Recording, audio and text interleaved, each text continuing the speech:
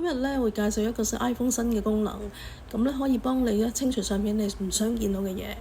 咁如果你嘅 iPhone 咧係更新到 iOS 18咧，咁咧你就可以用到呢個新嘅功能。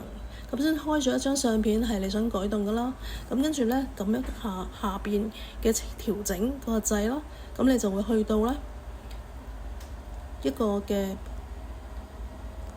調整嘅模式，咁啊再撳清除。咁 iPhone 就開始去認啦，到底你呢張相咧，你想清除啲乜嘢啦？咁佢咧就會估算啦。咁如果估算唔到的話咧，咁你亦都可以自己手動啦去清除嘅。咁假設咧，我而家想清除咗隻狗仔，咁我點樣做啦？咁我就可以喺呢個狗仔嗰度咧就打個圈，咁隻狗仔咧就會清除咗啦。咁完成咗之後咧，你就撳完成嗰個掣咯。咁張相咧就完成咗㗎喇，希望幫到大家啦〜